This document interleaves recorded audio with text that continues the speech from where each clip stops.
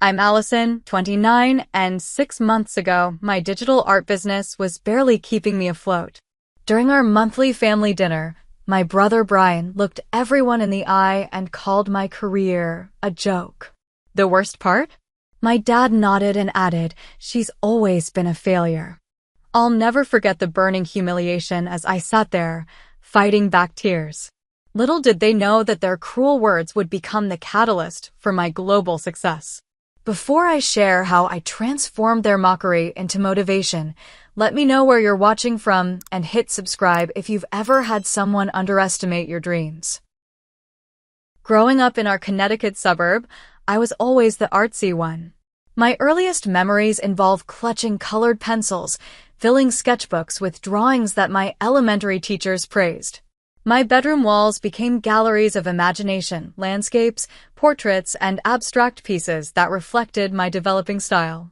By middle school, I was winning local art competitions, though these achievements were typically met with polite nods rather than celebration in our household. My father, Richard, built his identity around his success as an investment banker. Tall, always impeccably dressed in tailored suits, he viewed the world through the lens of financial security and traditional achievement.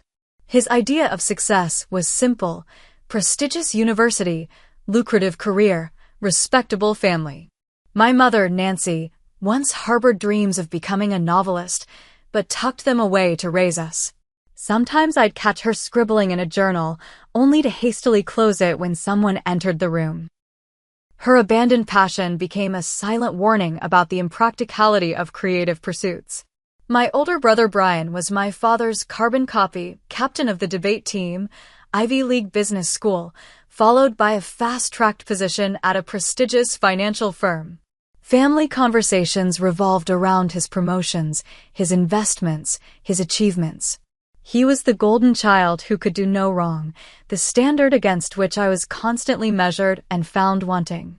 My younger sister Kimberly, still in college, perfected the art of walking the line, majoring in economics to please our parents while minoring in photography to nurture her own interests. She was the diplomat of the family, never rocking the boat like I did.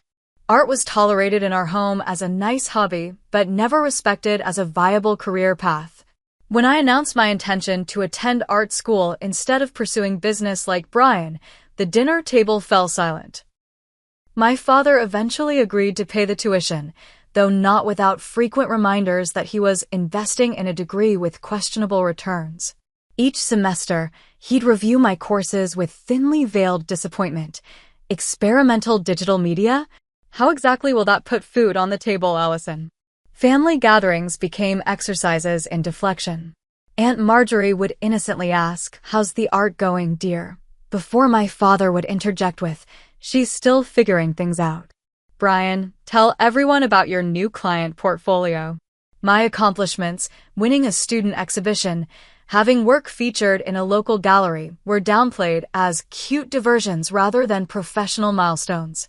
After graduation, I transformed the second bedroom of my modest apartment into a digital art studio. My setup wasn't fancy: a refurbished desktop with a decent graphics card, a drawing tablet I'd saved 6 months to afford, and walls plastered with inspiration and project timelines. I worked harder than I ever had, often pulling 70-hour weeks between my part-time barista job and building my digital art portfolio. Small victories began to materialize.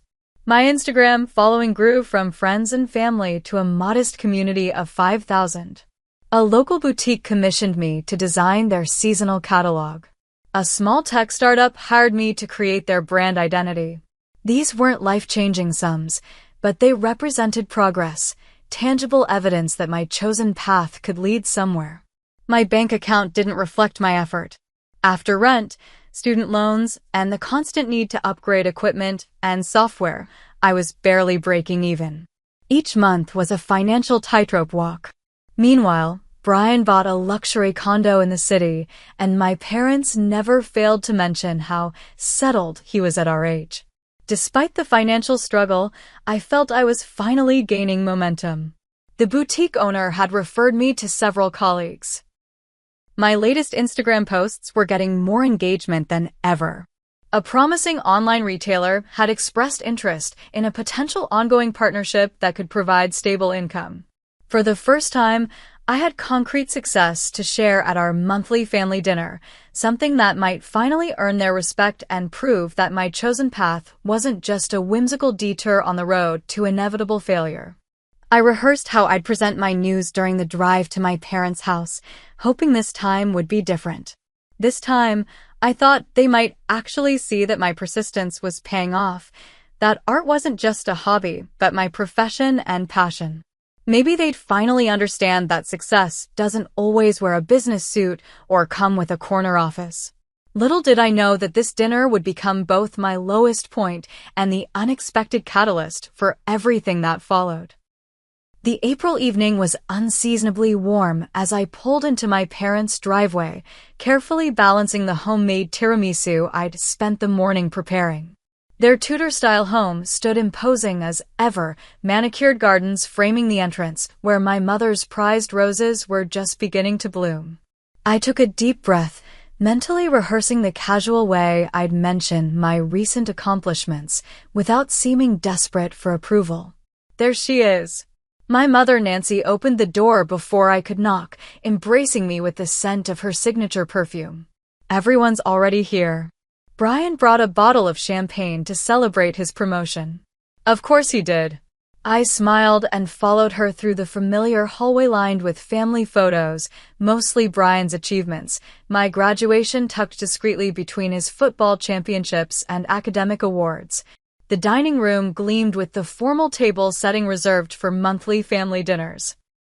Grandmother's china, sterling silver flatware, crystal glasses catching the light from the chandelier. My father and Brian stood by the fireplace, deep in conversation about market trends, both in button-down shirts, even for a casual family gathering. Kimberly was setting the table, offering a sympathetic smile as I entered. The prodigal artist arrives, Brian announced, raising his whiskey in mock salute. How's the starving artist lifestyle treating you, sis? I ignored the jab. I brought dessert. Wonderful, my mother interjected, taking the tiramisu. Richard, pour Allison some wine. Dinner's almost ready. The initial conversation remained pleasantly superficial, neighborhood gossip, Kimberly's upcoming finals, the unseasonable weather. I waited for my opening, allowing myself to relax slightly as we moved to the table, and my mother served her pot roast, my father's favorite. Brian dominated the conversation, detailing his recent promotion. The youngest senior financial analyst in the firm's history, he announced, accepting our father's proud clap on his shoulder. They're putting me in charge of the Peterson account. That's a 7-figure portfolio. That's my boy. Dad beamed, raising his glass. To Brian, carrying on the Harrison family tradition of excellence. Everyone drank. I used the momentary lull to gather my courage. I actually have some exciting news too, I began, trying to keep my voice steady. Remember that online retailer I mentioned last time? They want to partner with me on a regular basis. It could mean stable income and much wider exposure for my work. My mother nodded vaguely. That's nice, dear. Kimberly, how are your economics classes going this semester? I persisted, pulling out my phone. I also just finished this commission for a boutique that's expanding to 3 locations. They want my designs for all their branding materials. I displayed my portfolio, sliding the phone toward my father, who glanced at it briefly before passing it along. And my Instagram following has nearly doubled in the past 2 months. One of my posts got shared by that design blog I've been following forever. Brian chuckled, the sound cutting through the awkward silence. Still doodling on your computer and calling it a career? That's cute, Al. It's not doodling, I said, feeling heat rise in my cheeks. Digital art is a legitimate field with real commercial applications. These are paying clients. How much? My father asked abruptly. What's your annual income from this passion project? The question hit like a slap. I'm building something, I replied defensively. These things take time too. So not enough to cover your rent without waiting tables. Brian interrupted. Meanwhile, my quarterly bonus was more than you'll make all year. Not everything is about money, I countered, though we all knew that in this family it absolutely was. Brian set down his fork, making eye contact with everyone at the table before landing on me. Let's be honest, your career is a joke compared to real jobs. You're almost 30, sharing an apartment, and playing with Photoshop while calling yourself a professional. It's time to grow up. The table fell silent. I waited, hoped, for someone to defend me. My mother studied her plate. Kimberly looked out the window. And then came the worst blow of all. My father sighed heavily, setting down his glass. She's always been chasing fantasies. Some people just aren't cut out for success. Not everyone has what it takes to make it in the real world. The words landed like physical blows. My chest tightened, making it difficult to breathe. My hands began to shake beneath the table as I clenched them into fists to maintain composure. I have clients, I managed, my voice barely audible. Real businesses that value my work. Hobby businesses run by your friends don't count, Brian scoffed. Dad's right. You need to face reality. My phone buzzed, offering a blessed escape. Excuse me, I mumbled, standing on unsteady legs. I need to take this. No one was calling. I locked myself in the powder room, pressing my palms against the cool marble vanity as silent tears streamed down my face.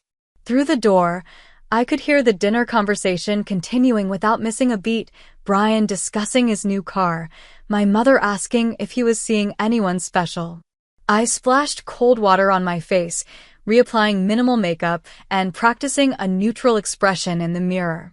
After 10 minutes, I returned with a fabricated story about a client emergency requiring my early departure. On a Saturday night, my father questioned skeptically. Creative industries don't operate on banking hours, I replied, gathering my things. My mother frowned.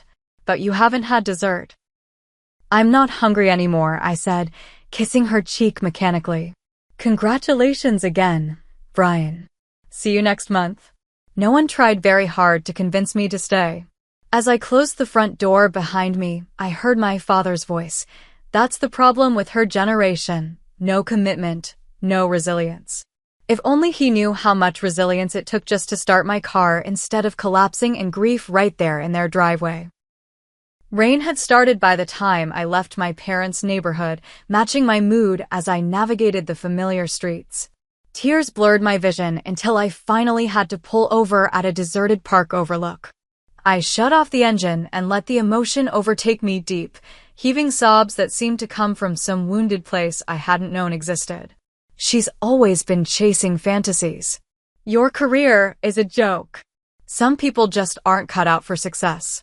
The words replayed on loop, each repetition cutting deeper. The worst part wasn't just what they'd said. It was the casual cruelty with which my own family had dismissed years of hard work, dedication, and passion.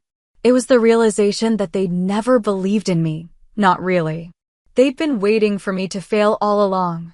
At midnight, I called Rachel, my closest friend since art school, who now worked in marketing for a tech company. They're wrong about you, Ally, she insisted after I'd recounted the evening between hiccuping sobs. Your work is incredible. You just haven't found your right audience yet. Maybe they're right, I whispered. Maybe I'm deluding myself. I'm almost 30 and barely making rent. Van Gogh sold one painting in his lifetime, Rachel countered. Success in creative fields isn't linear like Brian's finance career. It's exponential. Nothing happens until suddenly everything happens. I wanted to believe her, but doubt had taken root. Back in my apartment, I opened my laptop and checked my bank account. $843.27 in checking, $1,274 in savings, the sum total of my financial security. Not even enough for 2 months' rent. I scrolled through recent client emails, searching for validation, but finding only small projects with modest pay. What if my family was right? What if I was just prolonging the inevitable failure? The sensible thing would be to update my resume. apply for corporate design positions, join the ranks of creative souls who surrender their dreams for stability. Sleep eluded me. At 2 a.m., I found myself pulling out old portfolios from college, projects that had earned awards, professors' comments praising my unique perspective and technical skill. I rediscovered the passion and conviction that had once burned so brightly before years of financial struggle and family doubt had dimmed it. Something shifted inside me as the night deepened. The hurt began transforming into something harder, more determined. If I was going to fail, I would fail spectacularly, on my own terms, not by quietly surrendering to their expectations. By 3 a.m., a strange calm had replaced my earlier anguish. I opened a new document and began typing with feverish intensity. Not a resignation letter, but a business plan. Not an admission of defeat, but a declaration of war. I identified every weakness in my current approach: inconsistent social media presence, underpricing my work, targeting too small clients, neglecting to build industry connections, failing to develop a distinctive style that would make my work instantly recognizable. Until sunrise, I researched successful digital artists, studying their trajectories, business models, and positioning. I analyzed their client bases, pricing structures, and marketing strategies. I created spreadsheets comparing their follower growth against mine, looking for patterns and opportunities. By morning, I had crafted a comprehensive 90-day plan with specific financial targets, content calendars, outreach strategies, and skill development goals. I would give myself 3 months of absolute dedication, not just to prove my family wrong, but to prove myself right. As dawn broke, my phone buzzed with a text from Kimberly. "You okay?" They shouldn't have said that. I stared at her message for a long moment before responding with simple determination. I'm going to prove them wrong. The words felt different once typed out, not just emotional reaction, but genuine promise. Something had fundamentally changed during those dark hours. The dinner that was meant to break me had instead crystallized my resolve. I had been playing at being a professional artist. Now I would become one. I showered, changed, and made coffee, feeling strangely energized despite the sleepless night. The hurt remained, a dull ache beneath my breastbone, but it no longer controlled me. Instead, it fueled me. Every dismissive word, every skeptical glance, every backhanded compliment would become kindling for the fire I was about to ignite. They thought my career was a joke? Fine. I would make sure the punchline landed at their expense. The Monday after the disastrous family dinner, I made 2 decisive calls. The first was to Margaret Wilson, my former art professor who had transitioned from academia to running a successful digital art gallery. The second was to a bank where I applied for a small business loan, exactly the kind of financial risk my father would have discouraged. "Bring your portfolio and business plan tomorrow morning," Margaret said, her voice carrying the no-nonsense tone I remembered from critiques. "And Allison? Be prepared for honesty, not coddling." The gallery occupied a renovated industrial space downtown, minimalist white walls showcasing digital art installations that commanded thousands of dollars from collectors and commercial clients. Margaret's office reflected her practical approach to creative business, organized, efficient, with artwork displayed alongside business awards. "Your technical skills are excellent," she noted, scrolling through my portfolio. "But your presentation is amateurish. You're positioning yourself as a hobbyist, not a professional." For 2 hours, she systematically dismantled my approach to business, from pricing, embarrassingly low, to website design, generic templates screaming unprofessional, to client targeting, small fish in puddles when you should be hunting in oceans. "You're selling yourself as a service provider when you should be positioning as a creative partner," Margaret explained. "Commercial clients don't want someone who takes orders. They want vision, perspective, distinctive style. They're not buying your time. They're buying your unique creative voice."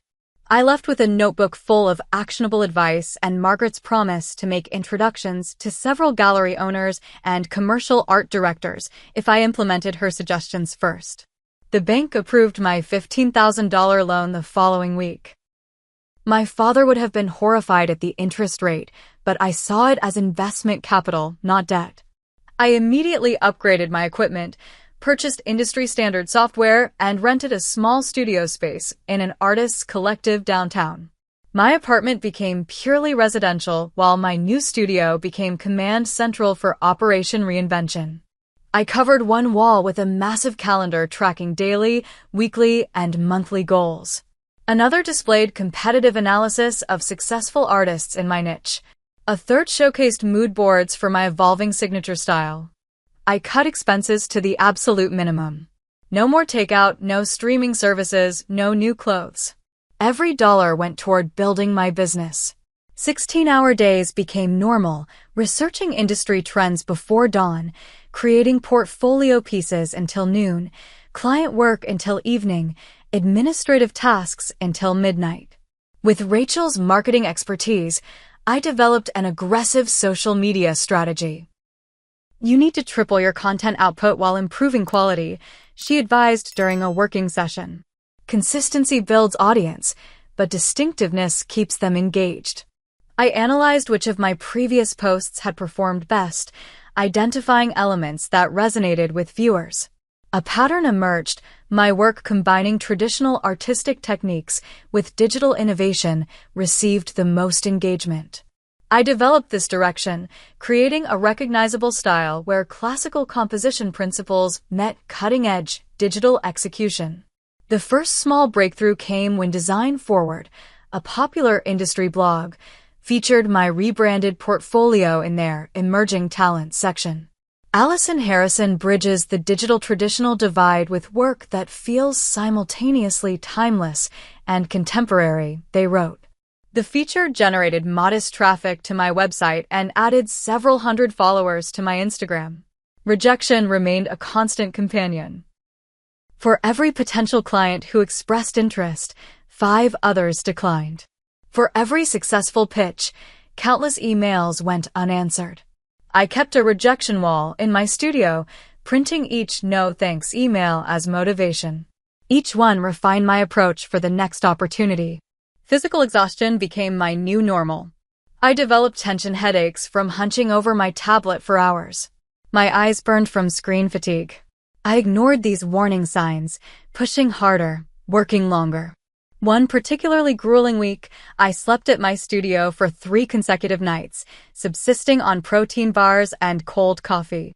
Margaret checked in regularly, offering brutally honest feedback on each portfolio update. Better, but not distinctive enough yet, she'd say, or the concept is strong but the execution lacks refinement. Her standards seemed impossible to meet, which was precisely what I needed. Rachel force-fed me marketing tactics from her corporate playbook. You're not just an artist. You're a brand, she insisted, helping me craft an elevator pitch and teaching me to speak about my work with confidence rather than apologetic hesitation. Stop qualifying your statements, she scolded during a practice session. Don't say, I think this design might work for your brand. Say, this design elevates your brand through strategic visual storytelling.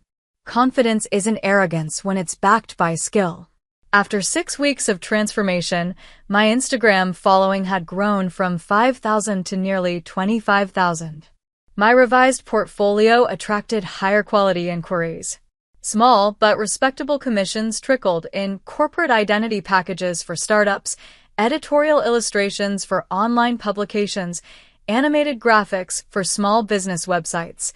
None were life-changing, but together they provided sustainable income while building my professional reputation. More importantly, each new project improved my portfolio, creating a virtuous cycle of better work attracting better clients. Then came the email that would change everything. Your portfolio was recommended by Margaret Wilson, it began. I'm working with indie musician Eliza Monroe on her debut album release. Your aesthetic seems perfect for what we're envisioning. Available to discuss. The sender, James Thornton, was a music industry marketing director known for innovative album campaigns. Eliza Monroe was an emerging singer-songwriter generating industry buzz. This wasn't just another small commission, it was an opportunity for significant exposure. The initial video call was terrifying. James and Eliza described their vision for artwork that would encompass album cover, merchandise, social media assets, and potential animation for lyric videos. The timeline was brutally tight, 2 weeks from concept to final delivery. We're looking for something that captures Eliza's sound, nostalgic but fresh, emotional but not sentimental, James explained. Can you handle the scope on this timeline? The old Allison would have hedged, worried about overpromising. The new Allison said simply, absolutely. When can I hear the music? What followed was the most intense 2 weeks of my professional life. I immersed myself in Eliza's music, filling sketchbooks with visual interpretations of her lyrics. I created mood boards, color studies, typography explorations. I developed 3 distinct concept directions, each with comprehensive visualization across all platforms. I slept perhaps 4 hours nightly, fueled by determination and deadline pressure. When my eyes couldn't focus anymore, I would set a 20-minute timer, nap on the studio couch, then resume work. The project consumed me entirely. The night before the presentation, I refined every pixel, tested every animation, proofread every typographic element. My hands shook from caffeine and exhaustion as I assembled the final presentation. The video call with James and Eliza felt surreal. I presented each concept with professional confidence that masked my internal terror. When I finished, the silence stretched uncomfortably. Wow, Eliza finally said. These are all incredible, but the second concept, it's like you crawled inside my head and pulled out exactly what I couldn't articulate. This is better than I imagined. James nodded agreement. We're going with concept 2. No revisions needed. This is perfect as is. I managed to maintain composure until the call ended, then collapsed onto my studio floor, crying from relief and triumph. The album artwork wasn't just approved, it was celebrated. This wasn't just a successful project, it was vindication. What I didn't know then was that this project would become the turning point that would thrust me from struggling artist to global success faster than even I could have imagined. Eliza Monroe's album dropped 3 weeks after I delivered the final artwork. Initial industry response was positive, with music blogs praising both the sound and visual identity. My name appeared in the credits, resulting in a modest influx of new followers and several small commission inquiries. It felt like success, but not breakthrough, until the algorithm intervened. A TikTok video of a teenager dancing to Eliza's lead single went viral, generating millions of views within days. Suddenly, an album that industry insiders had expected to perform well in niche markets was exploding into mainstream consciousness. As the music gained traction, my artwork appeared everywhere: streaming platforms, music blogs, reaction videos, fan art recreations. My Instagram following exploded overnight, 25,000 to 100,000 in 72 hours. My website crashed from traffic surge. My inbox flooded with messages from potential clients, fans, and industry professionals. The real game changer came when Eliza appeared on National Morning Today, a major television program with millions of viewers. The host held up the physical album, praising its distinctive artwork. The visual identity is as compelling as the music, he remarked. Who created this? Allison Harrison, Eliza answered without hesitation. She's an incredible artist who perfectly captured the soul of this project. We were lucky to find her. My phone began buzzing incessantly as the segment aired. Rachel called, screaming incoherently with excitement. Margaret texted a characteristic understatement. Good exposure. Capitalize immediately. Artbeat magazine requested an interview for their digital edition, featuring my work in an article titled Visual Storytelling in Music: How Allison Harrison's Artwork Amplifies Eliza Monroe's Breakout Album. The piece highlighted my design process, artistic influences, and distinctive style bridging traditional and digital techniques. Harrison represents a new generation of commercial artists who refuse to sacrifice artistic integrity for marketability, instead finding innovative ways to deliver both, the writer concluded. The article was shared thousands of times across social platforms. Then came the email that truly changed everything. Dear Ms. Harrison, I represent Velocity Athletic Wear's marketing department. We're developing a global campaign for our new performance line and believe your distinctive artistic approach would create significant brand differentiation in a crowded marketplace. Are you available to discuss a potential collaboration? Velocity was no small brand. It was a multinational athletic wear company with storefronts in 37 countries. Their campaigns appeared on billboards in major cities worldwide, in high-profile magazines, and across digital platforms with nine-figure advertising budgets. The meeting occurred in their sleek corporate headquarters, where I presented my portfolio to a marketing team of 15 executives. The old insecurity threatened briefly, but I channeled Rachel's coaching on projecting confidence. My work creates emotional connection through visual storytelling, I explained, walking them through my process. For Velocity, I envision a campaign that captures the transcendent moment when physical exertion transforms into artistic expression, where athletics and aesthetics converge. Their initial brief had suggested standard athletic imagery with graphic overlays. I proposed something more ambitious, a series where athletes in motion were transformed into artistic elements, their movements creating dynamic visual patterns unique to each sport. Traditional artistic techniques would blend with cutting-edge digital execution, creating something simultaneously familiar and innovative. This is a significant departure from our previous campaigns, the marketing director noted. It's risky. Less risky than looking like every other athletic brand, I countered. This approach offers genuine differentiation in a visually saturated marketplace. The room fell silent. I had either overstepped or impressed them, I couldn't tell which. We'll need comprehensive mock-ups before proceeding, the director finally said. Can you deliver concept visualizations for 3 sports within 2 weeks? I could and did. Working around the clock, I created sample executions for running, basketball, and yoga that transformed athletic movement into distinctive artistic expressions. The mock-ups were accompanied by adaptations across platforms, billboards, magazine spreads, Instagram carousels, website animations. The presentation of these concepts led to a second meeting, this time including Velocity's CEO. After intense discussion about brand positioning and target demographics, they greenlit the concept, with a 6-figure contract that required me to engage an attorney to negotiate terms. The agent Margaret recommended specialized in artist representation.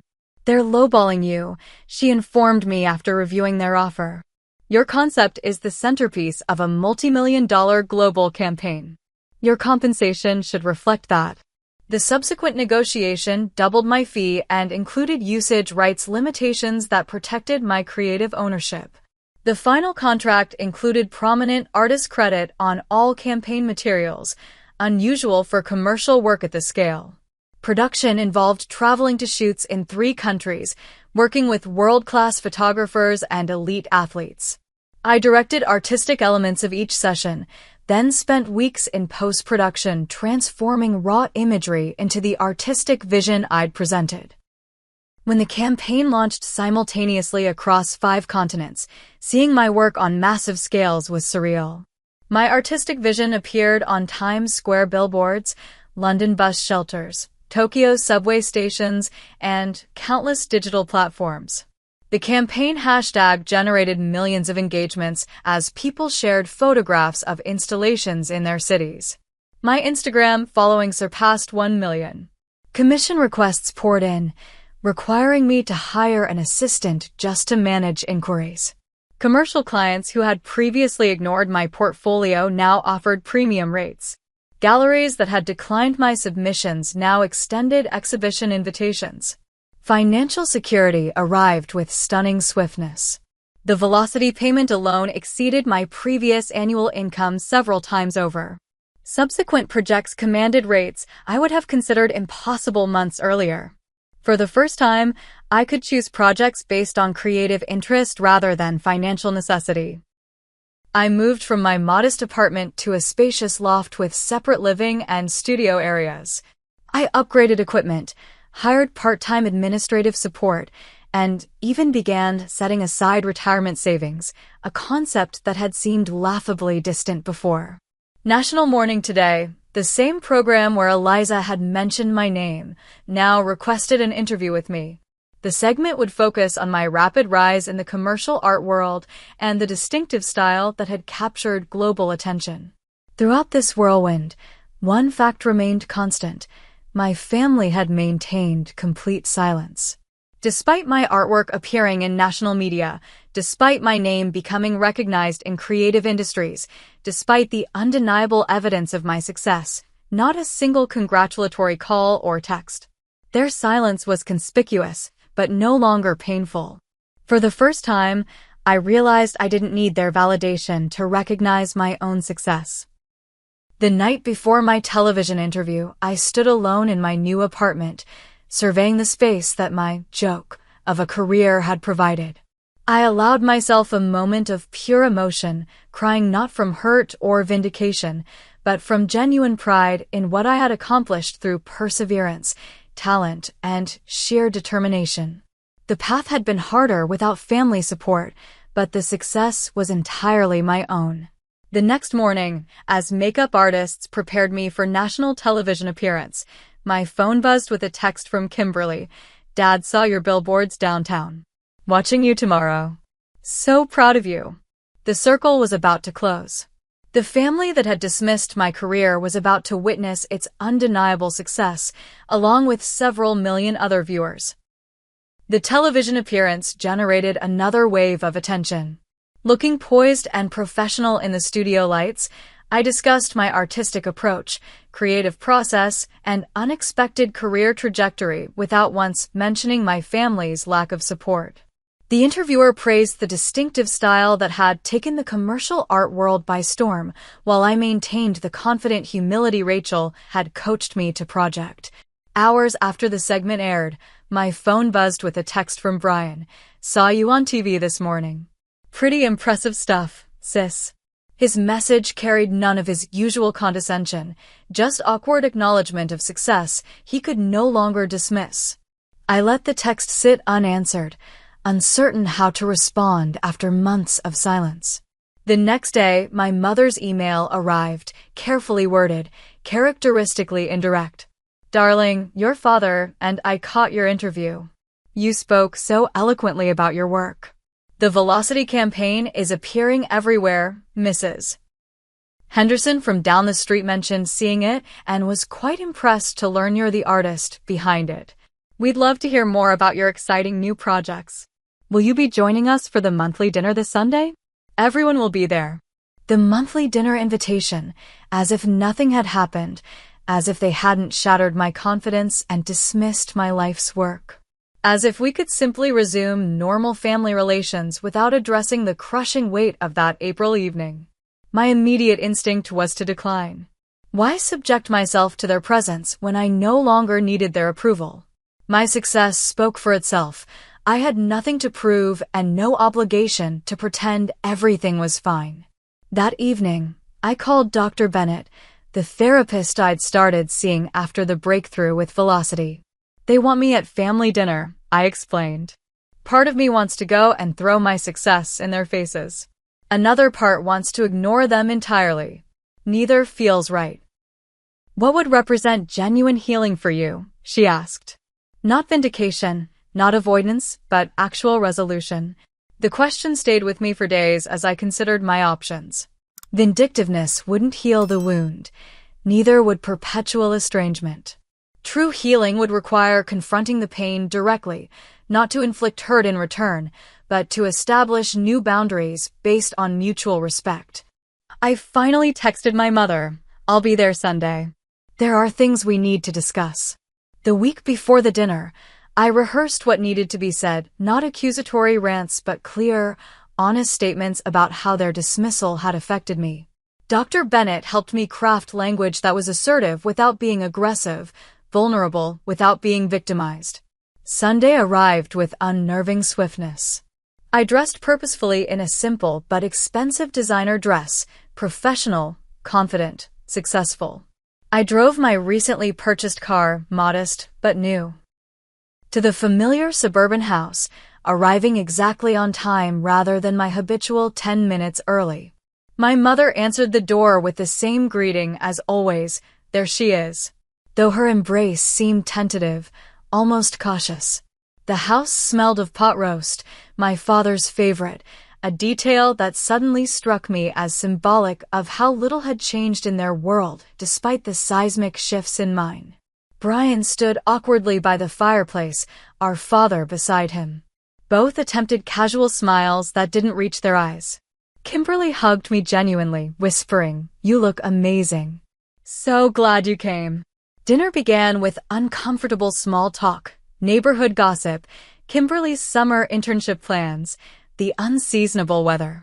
No one mentioned my career until we were halfway through the main course. So, my father finally ventured, setting down his fork with deliberate care. "Velocity. That's a major company. National campaign. Must be quite lucrative." There it was. Success measured exclusively in financial terms.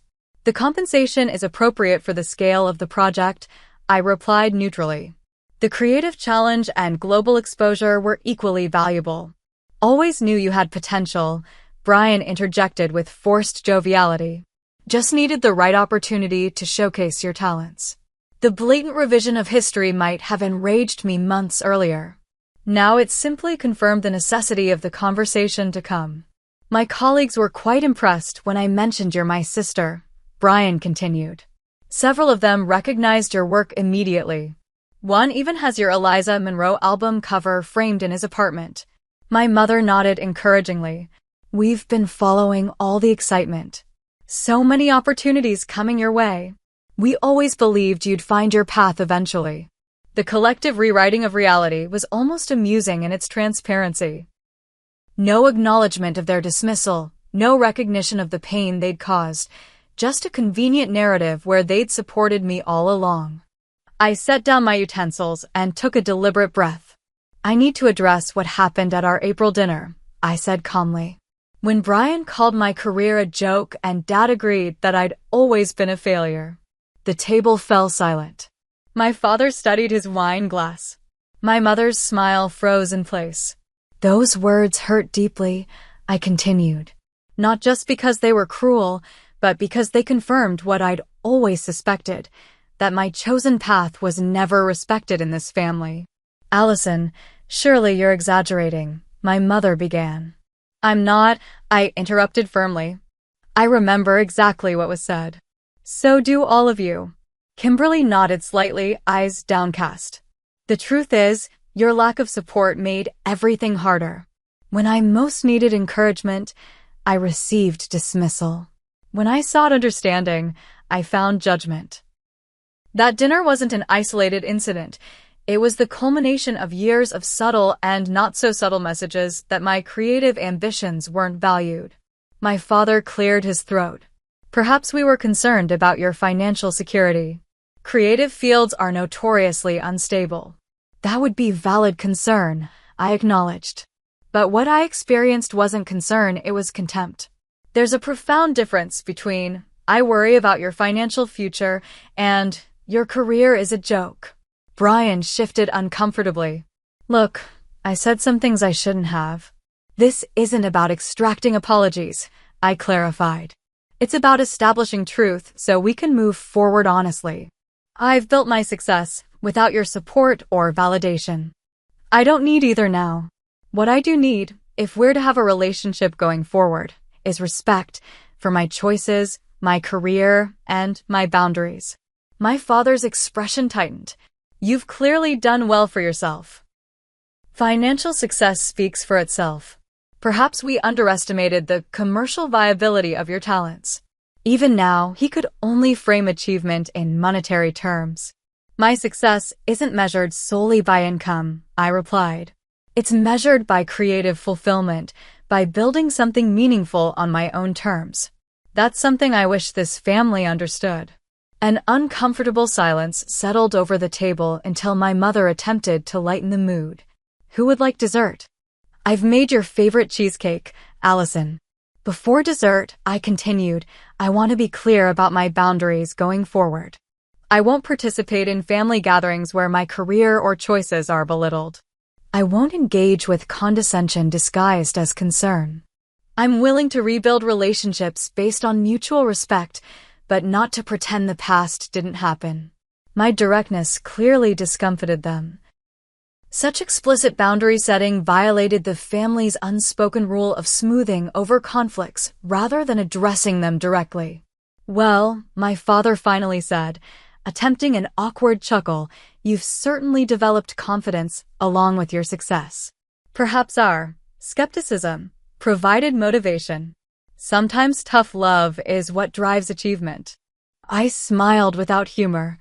Let's not reframe cruelty as strategy. You weren't trying to motivate me. You were dismissing me. Owning that truth is the first step toward actual relationship. Brian looked genuinely uncomfortable now. For what it's worth, I've shown your portfolio to several colleagues. They were extremely impressed. One asked if you might consider designing materials for his department's annual report. I appreciate the acknowledgement, I replied. My schedule is quite full with committed projects, but he's welcome to contact my assistant for potential availability next quarter. The professional response. Mentioning my assistant, my schedule, my selective availability, subtly reinforced how much had changed. I was no longer the supplicant seeking approval, but a professional whose time and talent commanded respect. As dinner concluded and I prepared to leave, Kimberly followed me to my car. That was intense, she said quietly. But necessary. They've been weird ever since your TV appearance, trying to claim they always supported you while simultaneously being shocked by your success. How are things for you? I asked, suddenly realizing how focused I'd been on my own situation. She hesitated. I'm switching my major to photography next semester. Haven't told them yet. It won't be easy, I warned. No, she agreed. But watching you succeed doing what you love, it made me realize I don't want to spend my life doing what they think I should. I hugged her tightly. Whatever happens, you have support. My guest room is always available. Driving away from my childhood home, I felt an unfamiliar lightness. Not the vindication I'd once craved, but something more valuable, liberation from seeking approval I'd never receive and validation I no longer needed. The family reckoning hadn't provided neat resolution or tearful reconciliation. Instead, it had established new terms for potential relationship, honest, boundaried, and rooted in reality rather than comfortable fiction. Whether they could meet these terms remained to be seen, but for the first time, their inability to do so wouldn't determine my worth or happiness. I had proven them wrong not just professionally but personally, showing that success could be achieved without sacrificing authenticity or accepting their limited definition of achievement. The greatest victory wasn't the global campaign or financial security, but the internal freedom from their judgment, a freedom that had finally allowed me to become fully myself. 1 year after the Velocity campaign catapulted my career into global recognition, I stood in a downtown gallery surrounded by my artwork, not commercial pieces, but personal expressions created between client projects. The exhibition, titled Thresholds, explored moments of transformation through my signature blend of traditional and digital techniques. The opening night crowd included art critics, industry professionals, and collectors, the artistic legitimacy I had once craved. But more surprising was the presence of my family, standing somewhat awkwardly near the entrance, clearly uncertain of their place in this world. My relationship with them had evolved into something neither warm nor estranged, a careful cordiality maintained through monthly calls and occasional coffee meetings. They had made efforts to respect my boundaries, though old patterns sometimes emerged in subtle ways. I had learned to address these moments directly rather than internalizing the hurt. As attendees circulated through the gallery, my mother approached, champagne flute in hand. She studied a particularly personal piece, a digital rendering of a dining table where faceless figures sat in oppressive silence, while one figure glowed with barely contained creative energy. "This is about that dinner, isn't it?" she asked quietly. I nodded. Art transforms experience, even painful ones. "I never told you," she said, voice uncharacteristically hesitant, "but I used to write. Poetry mostly, some short stories. Nothing published." "I know," I replied. "I found your journals once when I was 12. They were beautiful." She looked startled. "You never mentioned it. You always hid them when someone entered the room. It seemed like a secret you weren't ready to share." She gazed at my artwork, expression complicated. "I regret not pursuing it. More than that, I regret discouraging you." Fear becomes a legacy we pass down without intending to. This unexpected vulnerability. The closest she had come to acknowledging her role in my struggle felt like a small but significant breakthrough.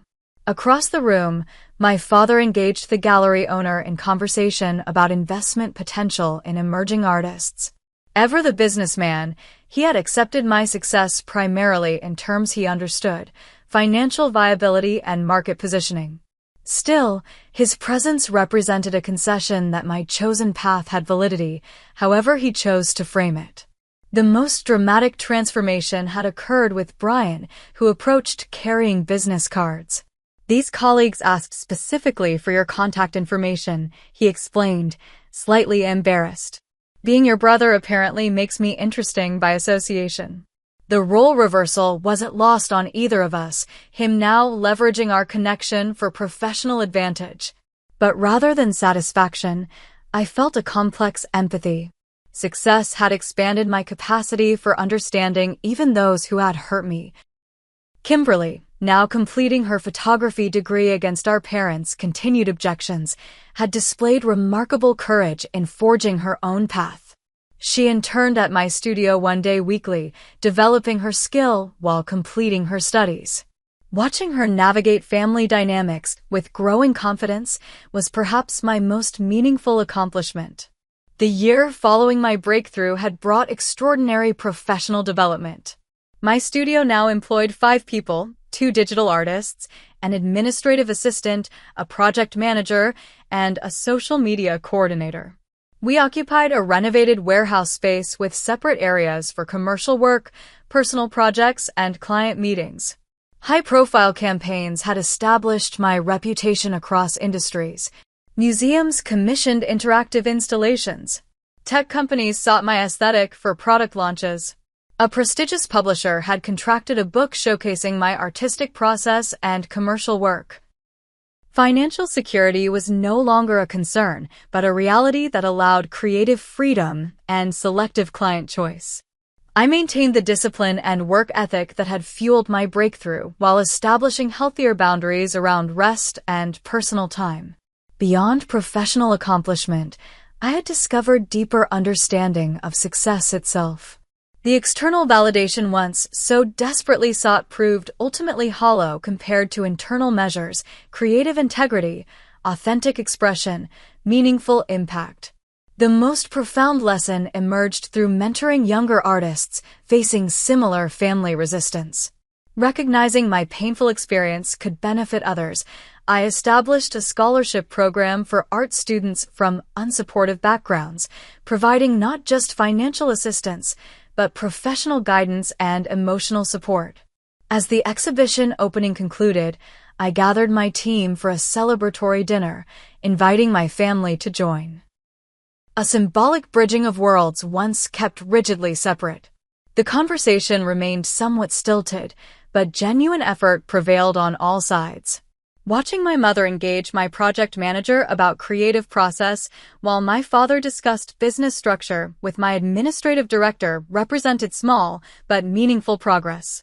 Later, alone in my studio, reflecting on the exhibition's success, I recognized how completely my perspective had transformed. The family approval once desperately sought now held diminished importance compared to self-validation and peer recognition. The creative path, once defensive and uncertain, had become confidently self-directed.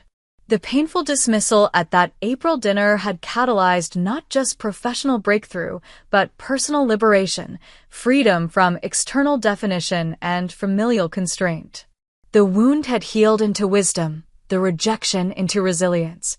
Success wasn't revenge, but revelation. Showing both my family and myself what had always been possible when talent aligned with determination. The greatest victory wasn't proving them wrong, but discovering I no longer needed to. If you're watching this and facing similar dismissal of your creative ambitions, remember that others' limited perspective doesn't define your potential. Your path may require more determination without family support, but authentic success remains possible, perhaps even more meaningful for being self-validated rather than externally approved. The journey from humiliation to triumph taught me that creativity combined with persistence can indeed become a viable career, despite what skeptics and traditional thinkers might claim. Sometimes the voices telling you something is impossible simply lack imagination to envision new possibilities. What dreams are you pursuing despite others' doubts? Share your story in the comments below. If this resonated with you, please subscribe and hit the like button. Your support helps these stories reach others facing similar challenges. Remember, the people who say your dreams are impossible are usually just telling you about their limitations, not yours. Thank you for listening, and never stop creating your own path to success.